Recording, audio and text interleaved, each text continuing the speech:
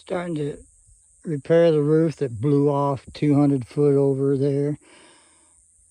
Cut the big sections in 3 pieces. Then I'll show what I'm doing. I drag them through here. I get them up on the truck by myself. Then I got these boards for scaffolding. And I'm putting metal straps. I had the straps but never finished the roof because I wasn't done with that corner.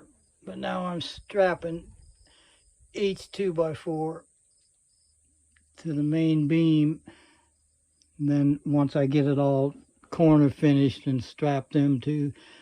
But that's how I'm repairing my shed roof by myself. And then I'll run a 2x4. I left enough space. Should be about 3/4. Nail a 2x4 in there and then nail the two together. And then I'll just have to re-roof it or tar it or something. But I get the big sections up on here, stand them up, get them up on there. I got one done and I got things to do, so that's all I'm going to do today.